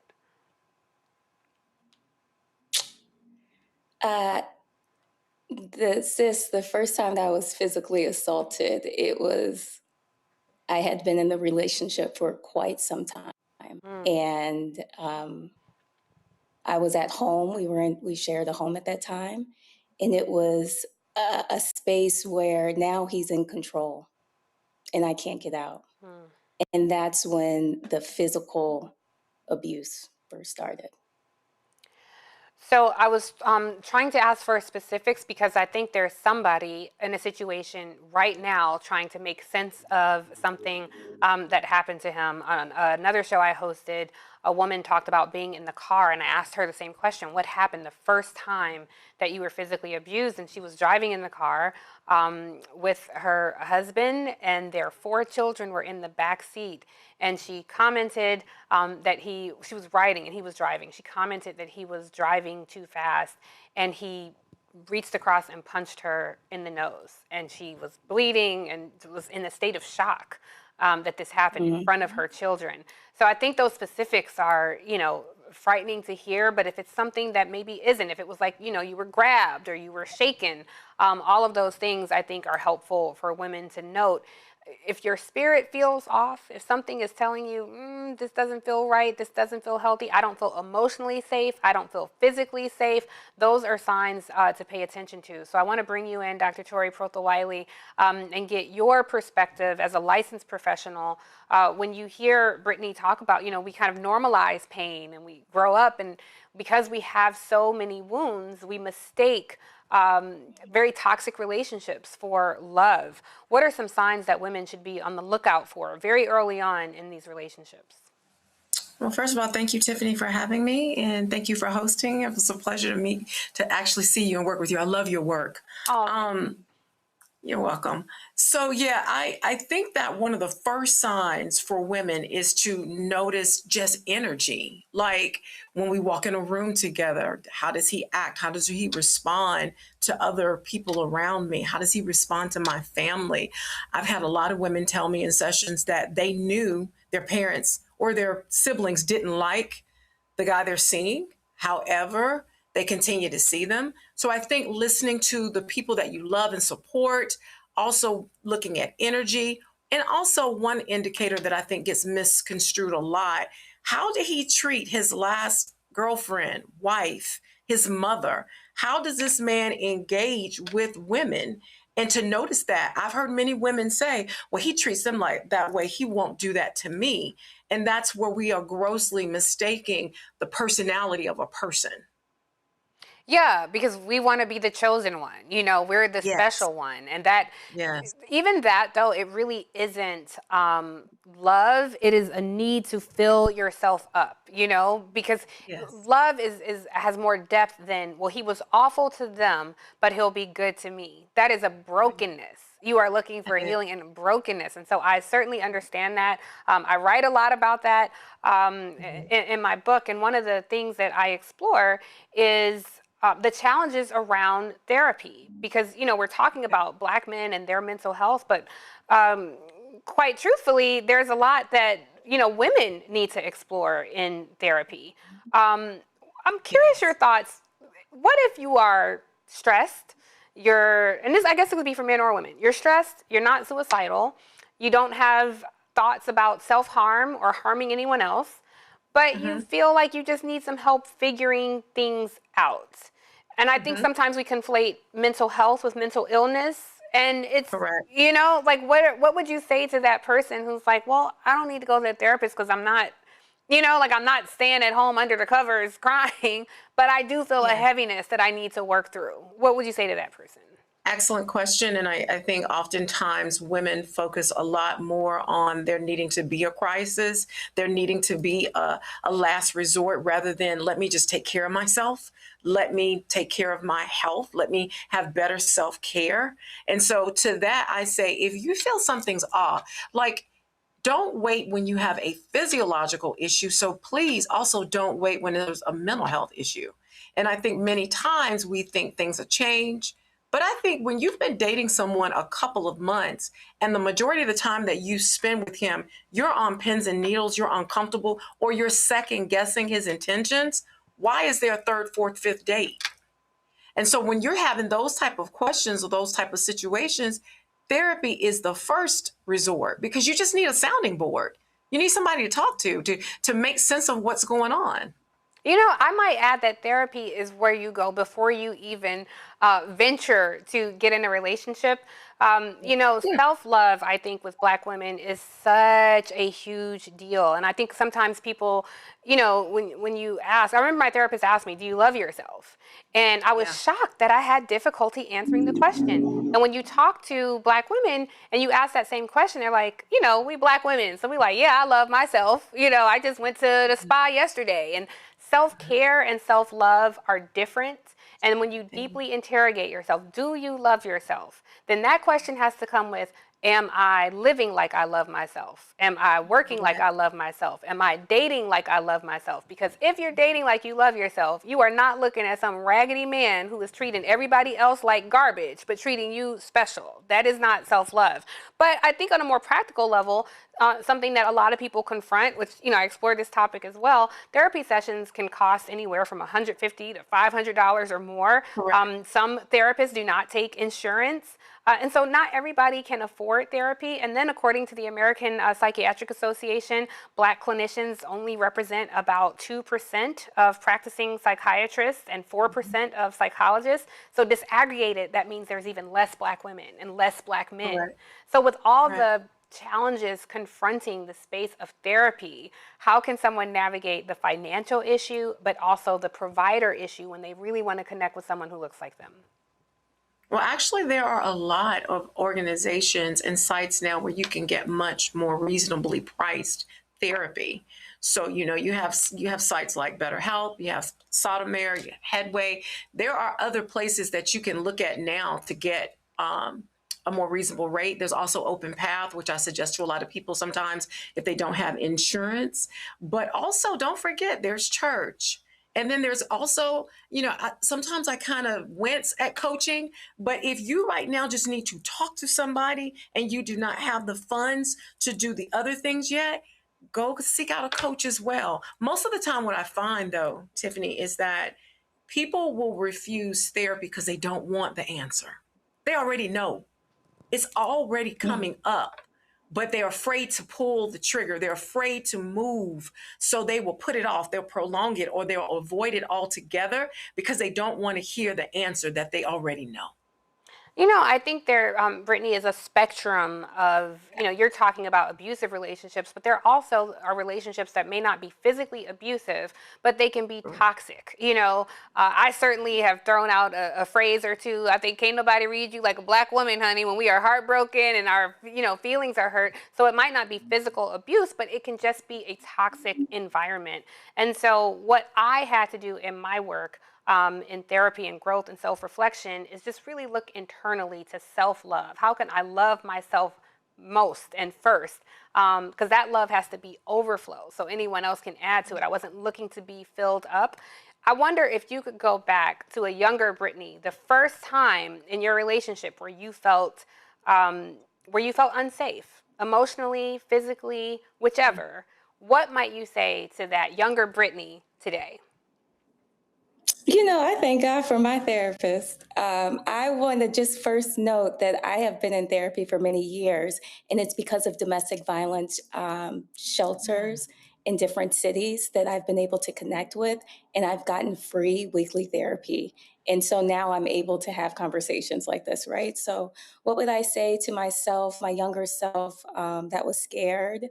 That I love you, and God loves you too, and God sees you, and God knows all, and He sees all, and He's faithful. And, I wish I could give that little girl a hug, but thank God I can give this big girl a hug. And, God, and that's what I know. For sure. That matters though, that little girl, because we can be frozen in our trauma, and somewhere along the way in your life, in my life, and so in our mother's lives, we are carrying the pain of our grandmother's grandmother's grandmother. So somewhere along the way, life and society told us that we are undeserving of love, and we're carrying that. Yes. So when we're trying to break generational curses, we got 1,000 lashes at our back trying to do that. And so I want to honor that Black men, of course, have pain. Sometimes we carry ours and theirs. And so we have to figure this out because, like I said, love has always been key to our survival here, and it matters the most. Doc, I want to bring you in and point out an interesting statistic that I also write about. Black teenage girls outpace both white and Latina girls in suicide attempts, with more than 15% of Black teens reporting an attempt in a calendar year, compared with just over 9% of white teens and 12% of Latinas. I think there is something specific to us and what we are going through. I know that you mentioned the church. I may lose my amen corner here, so y'all give me some grace. But sometimes there is church hurt. Sometimes the abuse is in church. Sometimes your trauma is rooted in an organized religion. So I don't know that that's always the path. I think that can be a component. But I would just push back a little and say church is not therapy. But you correct me if I'm wrong. But No, okay. You're correct. Okay. No, you're very correct. I was just speaking to people who are possibly struggling with income and are of a spiritual background. But I do agree with you, Tiffany, from the standpoint of there's something special about Black women, and that we struggle, I think, with this perfectionism. We want to be perfect. We strive to work really, really hard to outdo our best, our personal best. We're always pushing ourselves. And I think sometimes to our demise in relationships, we think that we can change the narrative of the relationship. We think I can make this different. And so I think that the change or the switch that needs to start to happen is that we parent these young women to understand that, no, your job is to do as best as you can and to be good to yourself and to make yourself a priority and to see the significance in your joy as you do in the next person. I want to bring in my panel because I'm sure they have thoughts about this. Dr. Carr, I want to make sure that we have space for a Black man's voice in this. And I'm just curious, you've heard a lot tonight. Just curious your thoughts on all of this. Thank you, Tiffany, and thank you, Dr. Prothero Riley and Sister Brittany. I'm just listening. Patriarchy is real. It's very clear. I don't use the concept of femicide any more than I would use the male equivalent, in part because I know that there's no perfect society. But patriarchy isn't exclusive to Western societies, but it is so deeply commingled with cultural grounding and the idea of the individual being the most important unit in a society as opposed to community. I guess as I'm listening, I'm really wondering. My first impulse, having been socialized in this funky Western society, would be to ask, what can men do? But I'm a brother. I was a son. I'm an uncle. If my niece or my daughter were my sister were in harm's way, I'd probably be in jail. So I'm trying to wonder, how can we break this cycle of violence, some of which perhaps we've had with us since the beginning of the species, but much of which is cultural because of the nasty habits we've picked up in a Western society, which is always focused on the individual. Are there solutions we can come up with that center community in a way that can be transformative? And my heart is breaking, Brittany, as I'm listening to you. And of course, we've seen these things you had to report on over the last week. And I'm just wondering how we break this cycle so that it doesn't become, this is the man's responsibility or this is the woman's responsibility. But there are gender dimensions to this, but I'm really at a loss, and I appreciate you all being very open and candid in this conversation. I'm just wondering how we break it at the structural level. And I'm thinking some of that has to do with withdrawing out of these cultural assumptions that center us as individuals. And I don't have an answer. I'm just wondering, and thank you all again for being open in this. And I'm going to continue to listen. I appreciate y'all both. Thank you, Dr. Carr. We appreciate you. You know, I think that is one of the key things that gets lost in the discussion sometimes, or maybe people are too hurt to hear it or articulate it. Latasha Brown, who is beloved by so many people, but she wrote an incredibly powerful piece today for Contraband Camp, where she talks about what we called love, what we understood love to be. And we would say things like, you know, grandma stayed with granddaddy for years and he had another family, or she raised a kid that he had out of wedlock, and we called that love, or just abuse that, you know, we called love. And we have to start to change the narrative around that. And that's going to take both of us together. So I appreciate your thoughts and words on that, Dr. Carr. Winkuni, I want to, before I let the panel respond to Dr. Carr, I want to bring you in as well and get your thoughts on this. I guess my question is, it's kind of a piggyback of what Dr. Carr's question is, but I'm wondering, how can communities better teach healthy relationship dynamics from a young age? Because I think there's some of this that's been lost and we're not learning it and we're not preserving these recipes, right? And so I'm wondering, how can healthy relationship dynamics be taught? You know, oftentimes the Black community is fragmented in a lot of ways, and a lot of us may not have seen that male-female dynamic in the home, or perhaps the dynamic we saw was unhealthy, right? So how do we teach better relationship dynamics to the next generation and to this generation? Okay, well, first and foremost, I think, of course, it starts at home. Parents have to model differently in front of their children. We've got to get away from this whole fear of arguments. It is okay to have an argument. What is wrong is how the argument is played out. And so we do have to have better modeling at home with mom and dad, and that needs to also transcend into the school setting.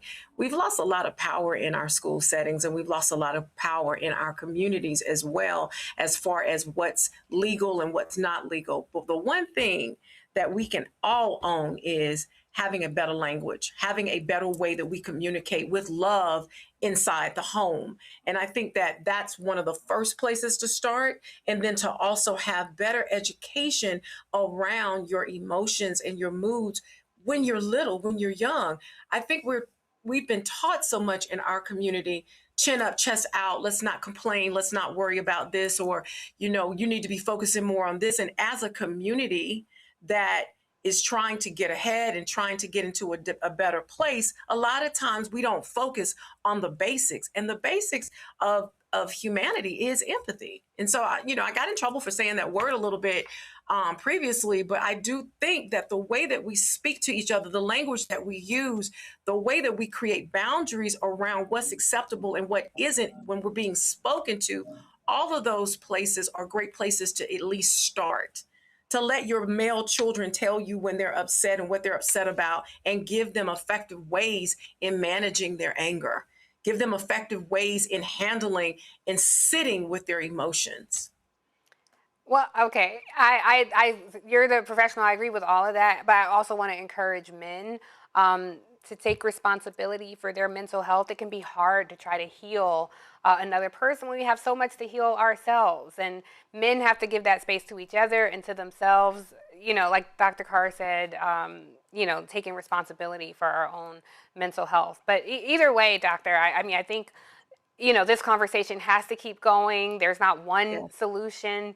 I think the past few years, we've seen a lot of the red pill incel men who feel entitled to certain women and who's high value. And the conversation has just really gotten away, which is one of the reasons I wrote my book. It's not just, oftentimes we talk about Black people and it's through the lens of politics, but there are whole human beings under this. And so I wanted to touch on politics, but also touch on our love for each other, because that gets lost in the conversation. So I thank you all for making me better, more insightful.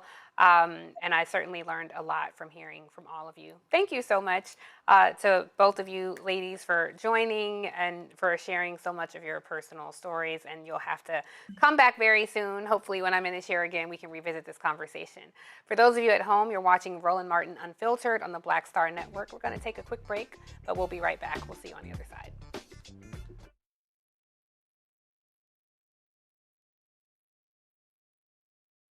On a next, A Balanced Life with me, Dr. Jackie, a relationship that we have to have. We're often afraid of it and don't like to talk about it.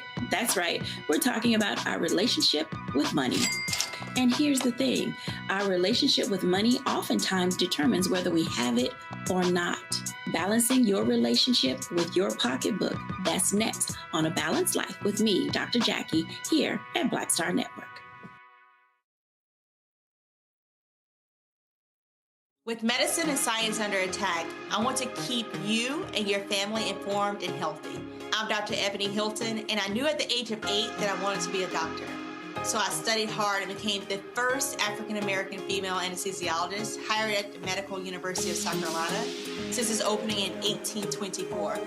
And I always say I was made into a doctor, but I was born to be a mom. And as a new mom, wife, sister, daughter, and friend, I understand how frightening a medical crisis can be. I care for individuals on some of the worst days of their lives, and it's my mission to provide you with a safe space to gain clarity on issues affecting your mind, body, and soul. I recognize that there are health disparities, particularly as it pertains to race, and I want to help bridge the gap between you and your healthcare providers. Join me every Thursday for Second Opinion on the Black Star Network, where each week I'll invite experts from various medical fields to share the latest health news. We'll discuss topics such as the vaccine debate, mental and sexual health, medical bias, infertility, menopause, andropause, nutrition, and aging. Together with my medical colleagues, we aim to provide you with a second opinion. Don't miss it, Thursdays only on the Black Star Network. I'm Mark Morial, President and CEO of the National Urban League, and I'm watching the Black Star Network.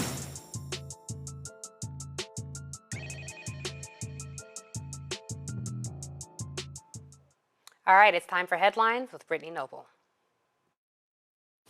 The Justice Department's internal watchdog has initiated an investigation into how the department handled files and documents related to Jeffrey Epstein. This investigation fuels the ongoing controversy surrounding the convicted sex offenders case. The Inspector General will focus on how the DOJ identified, collected, and produced relevant materials. The investigation will also examine the processes for redacting and withholding information, as well as how the Justice Department addressed concerns that arose after the release of Epstein's documents. Congress mandated the release of extensive files gathered during investigations related to Epstein through legislation passed late last year. Some members of Congress have criticized the Justice Department for excessive redactions and for monitoring their searches while reviewing the unredacted materials. A white veteran police officer from Chapel Hill, North Carolina, was arrested in Florida on Wednesday night for allegedly planning a mass shooting in New Orleans.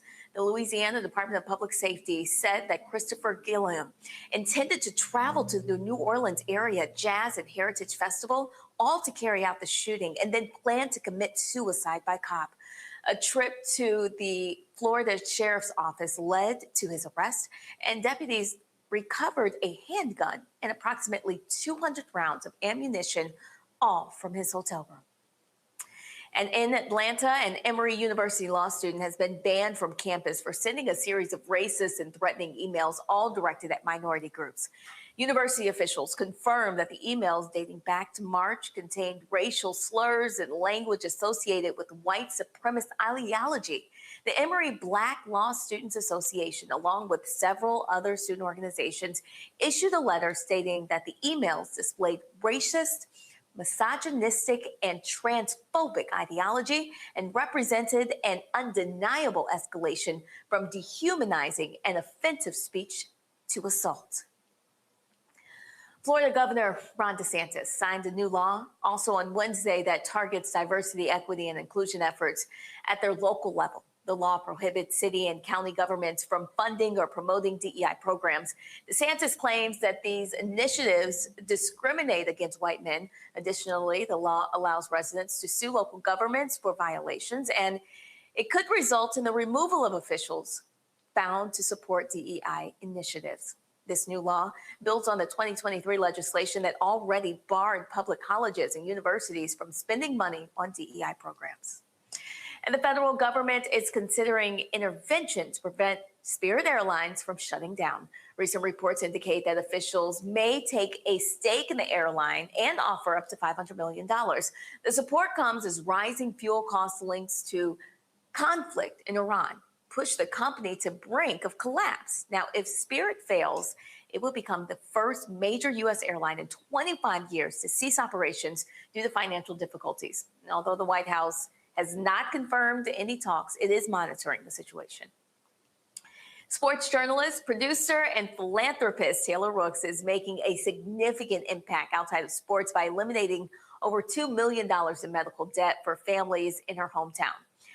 Through the Taylor Rooks Foundation, nearly $2.1 million in unpayable medical debt has been forgiven for more than 1,800 families in Gwinnett County. That's in Georgia. This initiative is deeply personal for her. Her younger sister lives with type 1 diabetes, and she's witnessed firsthand how quickly medical bills can accumulate, leaving families feeling overwhelmed. The foundation collaborated with Undo Medical Debt, a national nonprofit that purchases medical debt in bulk at a fraction of the cost and then erases it. On average, just $1 donated can eliminate up to $100 in debt. Tiffany? We love a conscious queen. Good job, Taylor. Be sure to watch The Breakdown with Brittany Noble on the Black Star Network Monday through Friday, every day at 12 p. Eastern Standard Time. We'll be right back after the break.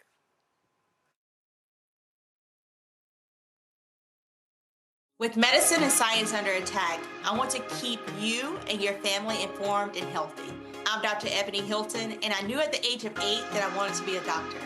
So I studied hard and became the first African-American female anesthesiologist hired at the Medical University of South Carolina since its opening in 1824. And I always say I was made into a doctor, but I was born to be a mom. And as a new mom, wife, sister, daughter, and friend, I understand how frightening a medical crisis can be. I care for individuals on some of the worst days of their lives, and it's my mission to provide you with a safe space to gain clarity on issues affecting your mind, body, and soul. I recognize that there are health disparities, particularly as it pertains to race, and I want to help bridge the gap between you and your healthcare providers. Join me every Thursday for Second Opinion on the Black Star Network, where each week I'll invite experts from various medical fields to share the latest health news. We'll discuss topics such as the vaccine debate, mental and sexual health, medical bias, infertility, menopause, andropause, nutrition, and aging. Together with my medical colleagues, we aim to provide you with a second opinion. Don't miss it, Thursdays only on the Black Star Network. How you doing? I'm Mark Curry, and you're watching the Black Star Network. That's why I got these glasses on, because that black star is bright.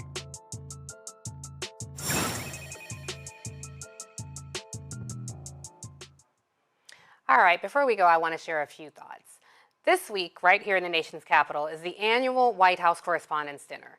This is when journalists who cover the White House dine and double air kiss with the politicos they cover. Now, you guys remember, of course, when President Obama would take the podium and rib journalists and other people in the room, like in 2011 when he pretty much obliterated Donald Trump for questioning his birth certificate. But he would also defend the Fourth Estate and highlight the importance of journalism. Well, that was all brought to a screeching halt when the MAGA dunce Donald Trump took a giant dump on the First Amendment. So it comes as no surprise that these legacy media outlets will welcome with open arms the maniacal MAGA madmen to their dinner tables this weekend. This Saturday, the cult leader himself, Donald Trump, who coined the phrase fake news and routinely called the press the enemy of the people, will attend what we journals call the Nerd Prom. Now, there's typically a comedian at the dinner, but this year, the draft-dodging, bone-spur-claiming commander-in-chief will play that role. And I will not be surprised when the mostly white room applauds his presence. Many of these legacy media companies are actually hosting blatantly anti-press officials at their tables. You got SecDef Pete Hegseth and White House Deputy Chief of Staff Stephen Miller, who's widely regarded as a white nationalist. He'll be in attendance. David Ellison, the CEO of CBS News' parent company, is even holding a separate pre-dinner to honor Trump. Paramount, the parent of CBS News, will reportedly have FCC Chair Brendan Carr at their table. Carr, who has outright threatened the press from his post for not being more vocally supportive of their dictator in waiting. This is akin to inviting a pack of wolves to a chicken coop. And this, my friends, is precisely why I would never play that game. I've spent a multi-decade career in broadcast news. I've covered Capitol Hill and the White House and have watched in horror as white-run legacy media normalize racism, sexism, cruelty, lawlessness, stupidity, and violence.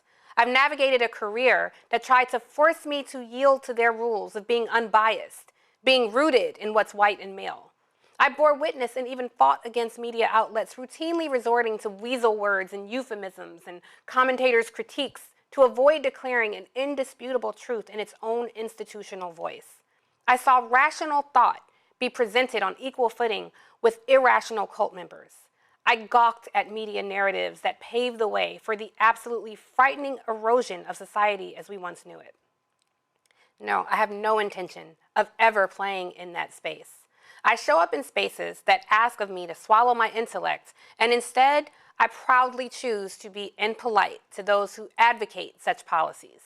When I hosted my own show, or when I'm a guest on other people's shows, I watch people swallow their own integrity in service to these same corporations that are paving the way for an incompetent failed businessman turned reality TV star turned president to crumble this version of democracy. And I am to think that maybe if I do the same, they might one day let me host the Today Show and polite cooking segments and offer up the best holiday deals. As a Black woman, in that order, that is not what I ever set out to do. When I venture back into the bowels of cable news, attempting to engage in thoughtful discourse with unthoughtful people on panels, I am impolite. When I sit across from people espousing hideous beliefs, spitting in the face not just of democracy, but of humanity, I am impolite. If you're in my presence and uphold the belief systems of authoritarian regimes, please don't see me in the green room and think to tell me what you did over the weekend. Please know better than to turn to me during the commercial break and share with me your summer vacation plans. And when we're leaving set, let me spare you and proactively tell you I don't give a damn where your oldest is thinking of going to college. And shame on anyone who does that. And here's the little secret, you guys. Most all of them sit on sets and do that. They make small talk. They engage. I was on set when they asked Kevin Leary what he was planning to wear with the Oscars. Yet during the show, you're all up in arms. Because for some people, it's more performance than passion. Some people are there for likes and follows and just itching for that viral moment. That has never been my aim. I am routinely focused on informing the audience. I'm fine with disagreement. I thrive in a healthy exchange of ideas and ideology. But when the positions of my intellectual lessers are also rooted in my oppression and destruction, we're not opposing sides with differing opinions. We're just enemies.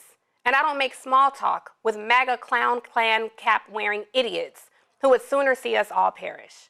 So while the incestuous Beltway press double air-kiss dictators and normalize the hateful chaos of the MAGA clan, this is your reminder that the dying landscape of legacy media is doing what it has always done. And as Black folks, we will do what we always do. Move in strategic silence when necessary, leave behind those who need to stay informed, and most importantly, yet again, we will survive their stupidity.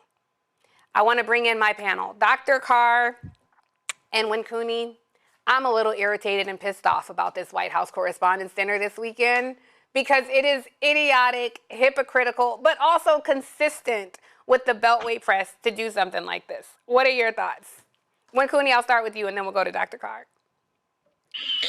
Well, Tiffany, I think you're right to be frustrated, but I decided a long time ago at the beginning of this presidency that I would stop being surprised by white supremacy doing what it does best. I think that we have to be mindful that this Trump presidency, this demagoguery has continued in a way that we can almost expect now. And so I suspect the White House Correspondents' Dinner will be no different from that. Unfortunately, they've continued to make sure that voices that will contest their ideologies won't be in the room.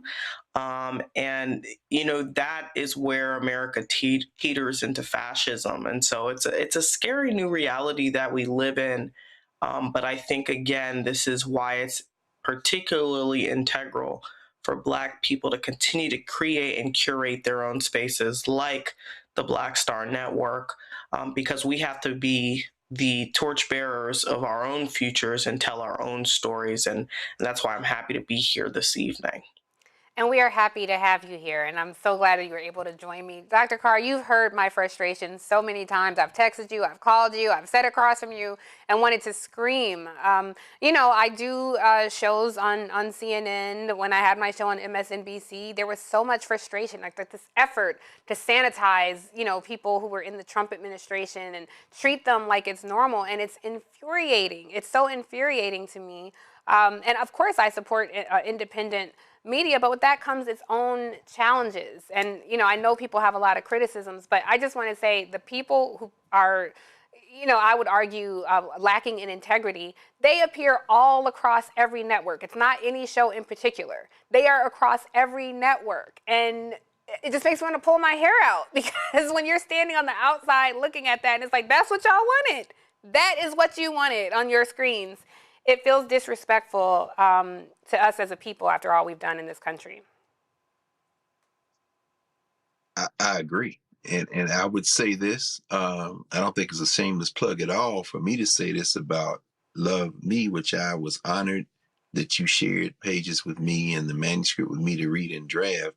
I will tell you all, if you want to get an insider view on this very topic, in addition to everything else you're writing about, get that book. We're in the 2-week window, because what you talk about in terms of how you were so badly treated at MSN is instructive in seeing how people will sacrifice everything, sell their very souls, including people who look like us.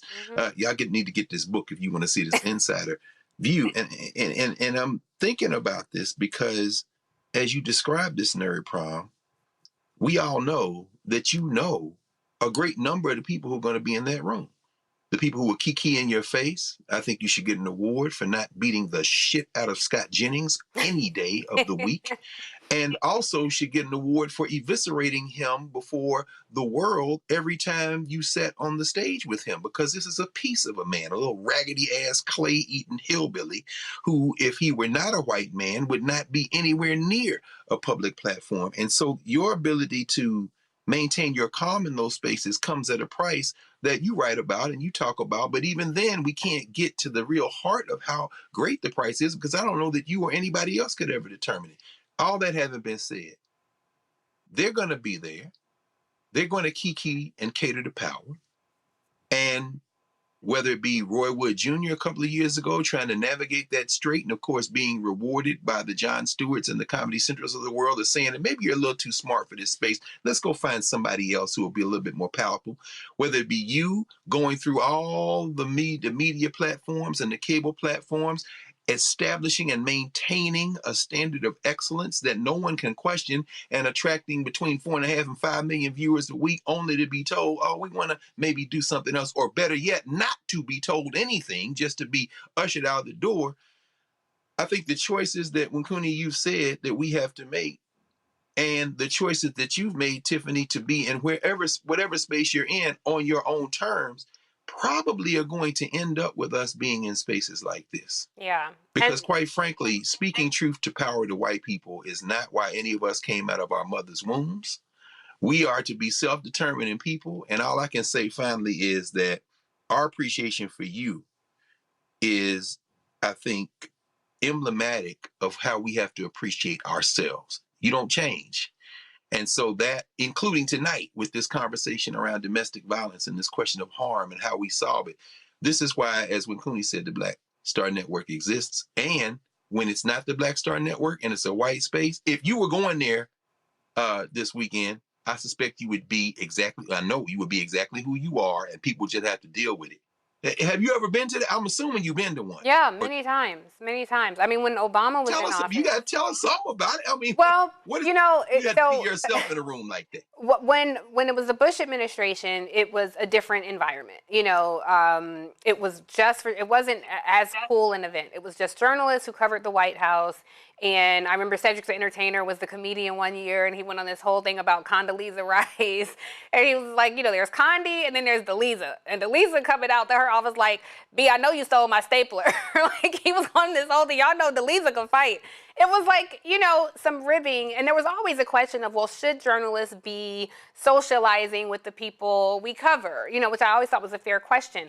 When Obama took office, then it became, I mean, the Oscars meet the Grammys, meet the Tony Awards. Everyone wanted to come, and you saw fewer journalists attending and more executives, more heads of networks, and they would fill their tables with, you know, Ben Affleck and, you know, these A-list Hollywood stars.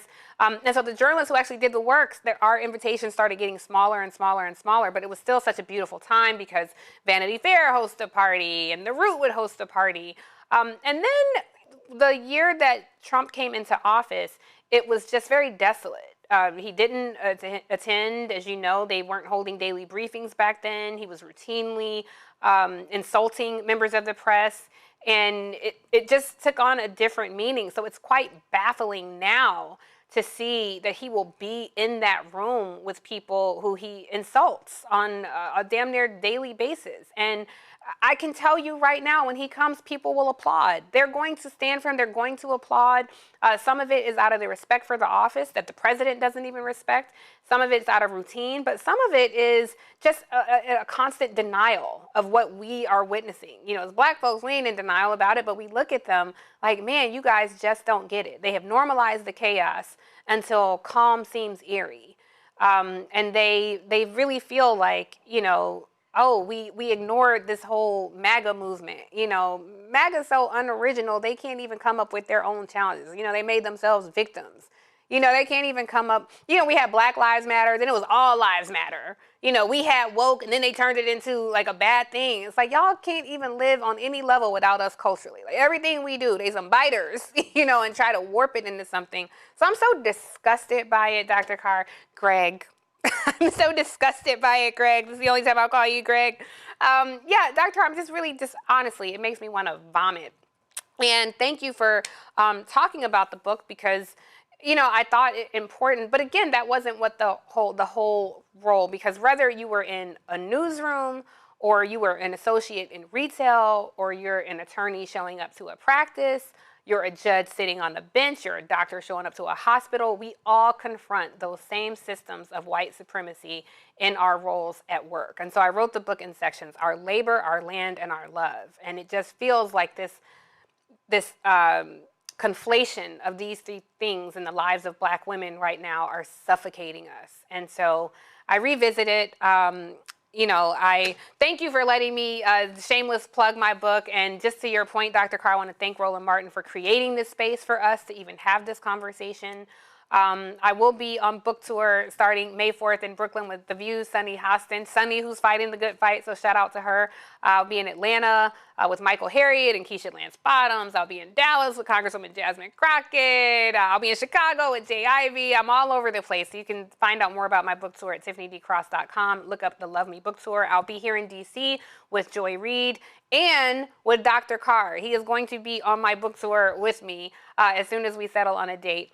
But I don't want to hog the whole rest of the show with my book, but it is available right now for pre-sale. It comes out May 5th. Pre-sales did so well, the publisher moved the date up to May 4th, so you can get this book today, and it will be in your box. Get the hardcover, because the cover is it's meant to be decoration. Thank you, Dr. Carr. I see you nodding. Thank you.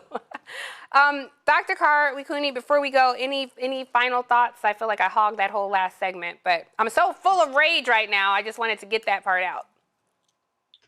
Tiffany, I can't wait to read the book. It's been a pleasure to meet you, albeit virtually, and just always exciting. And you spoke a lot about Dr. Carr. I got to speak on him too.